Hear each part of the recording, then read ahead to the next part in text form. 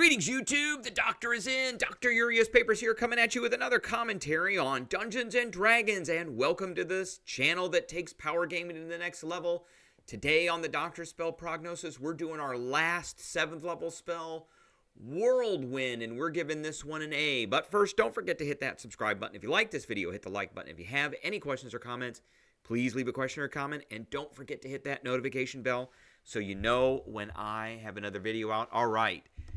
Whirlwind, we are giving it an A. It is a 7th level spell that is usable by druids, sorcerers, and wizards. So that is a pretty good array of different classes that could use this. A bard could get this with magical secrets at 14th level. So it takes one action, has a range of 300 feet, which is an awesome range. We're going to talk about the area of effect.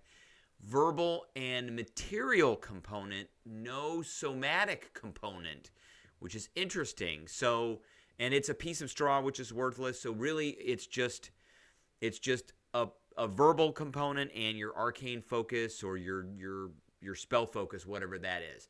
Lasts for a minute and requires concentration. And this is a spell that you do want to concentrate on. It's evocation. So a whirlwind howls down to a point that you can see on the ground within range. The whirlwind is a 10-foot radius, which is a pretty good size. But this thing lasts for a while, so that's kind of why it is a 10-foot. It's 30-foot high cylinder centered on that point where you cast it. So until the spell ends, you can use your action to move the whirlwind up to 30 feet in any direction along the ground. So if you don't use your action, the whirlwind just sits there. The whirlwind sucks up any medium or smaller objects that are not secured to anything and that aren't worn or carried by anyone. So those are objects. So anything that's medium or smaller are going to get sucked up. A creature must make a dexterity saving throw the first time on a turn that it enters the whirlwind, or that the whirlwind enters its space, including when the whirlwind first appears. So when you drop it, anything that's in that 10-foot radius is making that dex save. Anything that gets pushed into it the first time on a turn is making the dex save. Or that the whirlwind enters its space. So if you move the whirlwind with the action, it's entering the space, therefore it's going. So it's when the first time on a turn it enters the whirlwind, or the whirlwind enters the creature space. So this one's got all of it. This is one of the reasons why I'm giving this spell an A, because it's got all the things. You can push somebody in it, and they are subject to it. It can enter their space, and they're subject to it. And when it first appears, they're subject to it. So a creature takes 10d6 bludgeoning damage on a failed save, or half as much on a successful one. So that's 35 points of bludgeoning damage, average, a 17 if they make their save. And you can do this over and over and over again.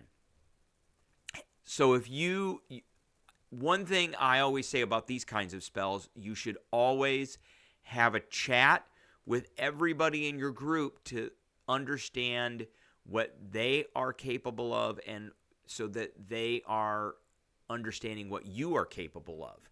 Because if you have this spell, then if you have allies that can push or cause some kind of force movement, each one of them can do it on a different turn, and that's 10d6 damage every one of those turns that they are pushing something in or pulling it out or pulling it through.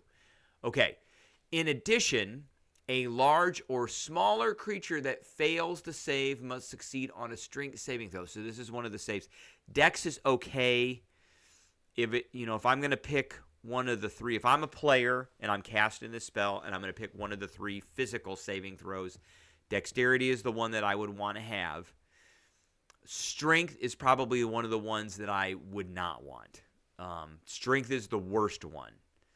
So most creatures have very high strengths. So a large or smaller creature that fails The save must succeed on a strength saving throw, and your saving throw DC for your spells at this level should be around a 19 or 20.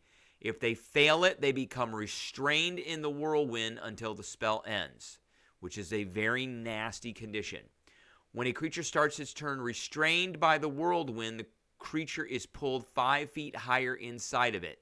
So it starts going up 5 feet every single time it starts its turn until it hits 30 feet. So unless the creature is at the top. A restrained creature moves with the whirlwind and falls when the spell ends unless the creature has some means to stay aloft. So once it's in there, it's stuck. And restrained, let's go through that. Restrained means their speed becomes 0 no matter what it is. No fly speed, no walking speed, no speed. It's 0, and they cannot benefit from any bonus. So the only real way to get out of this is to either go through the last little sentence that we're going to go over or to teleport out.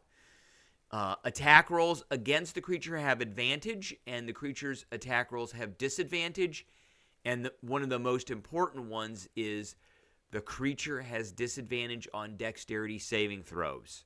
So you can fireball creatures inside the whirlwind or lightning bolt creatures inside the whirlwind, and they will have disadvantage on their saving throws because they are restrained. Okay. A restrained creature can use an action to make a strength or dexterity check.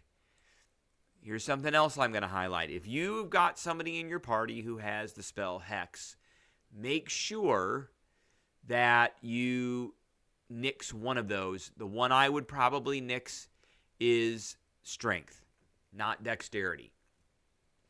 Because they get a choice. They can make a Strength or a Dexterity check. Most creatures are going to have a pretty high Strength, so you want that one to be at disadvantage, and that would be the one that I would Hex. I would, otherwise, if it's something that has a low strength or it has a low strength, then I would Hex the dexterity. So they have to make a strength or dexterity check against your spell DC. If successful, the creature is no longer restrained by the whirlwind and is hurled 3d6 times 10 feet away in a random direction. So 3d6 on average is going to be about 90 feet. So it's 180 feet max. Half of that's 90 feet, so 90 feet. And I would say that is going to result in some damage. Now, falling damage, 90 feet would be 9d6. That's up to the DM on how to do that. But I'm going to say, they're in a tornado and they're getting thrown. They're taking 96 damage to me. So a few things about this. And we're going to talk about, there's not a good druid option. So let's talk about the classes a little bit. There's not really a good druid option for this. And I would say the wizard option with this, if you want to be safe, you could go with the evocation wizard to do the sculpt spell thing so that everything, things make their saving throw automatically.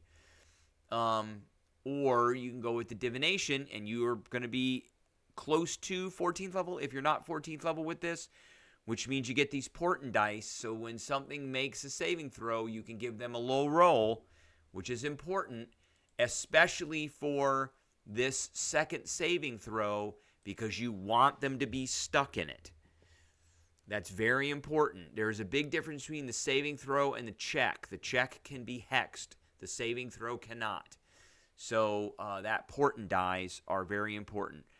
For a sorcerer, I always like wild magic because of bend luck. So you can give them a penalty to their saving throw. Now, as far as the sorcerer goes, I'm reading through these meta magic options for the sorcerer.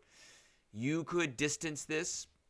Okay, that doubles the range.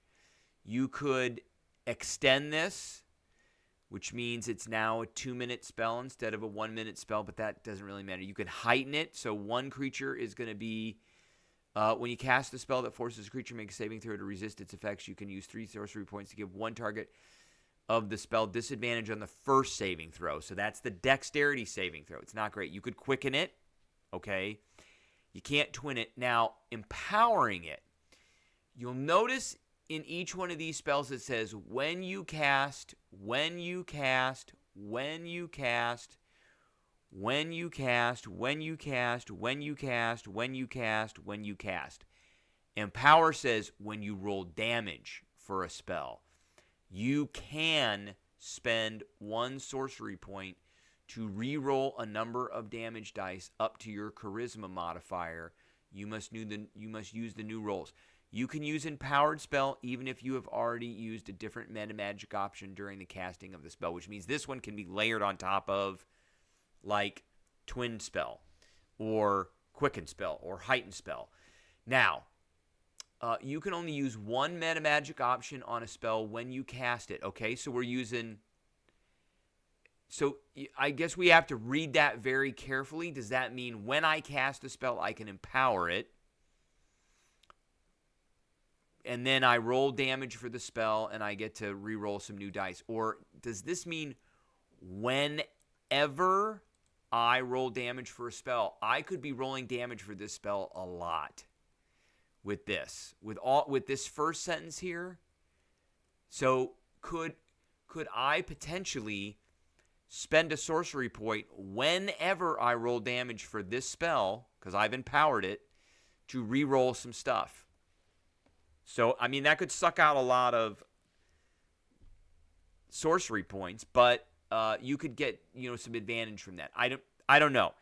Talk to your DMs about it. It's very much up in interpretation. Sage Advice doesn't really have anything in here at all about that kind of thing.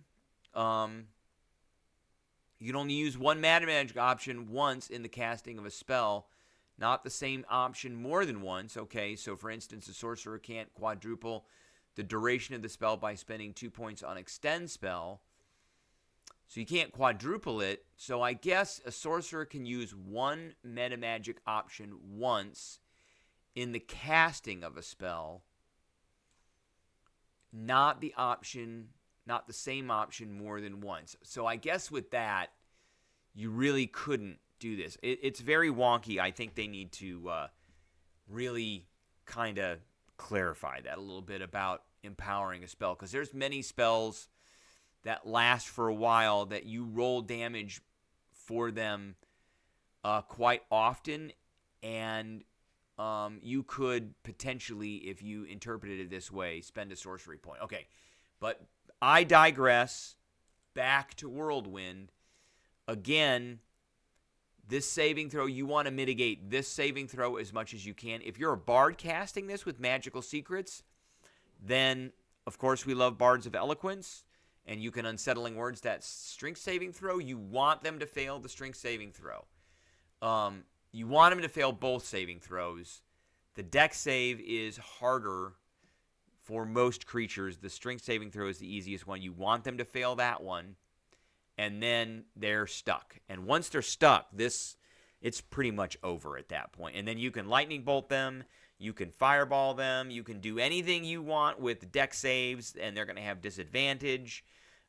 You have advantage on attack rolls against them. They have disadvantage on attack rolls. It's great. And this is area of effect, so you could affect more than one creature with this too. All right, that's what I got for everybody today. I appreciate everybody tuning in, and I will catch everybody later.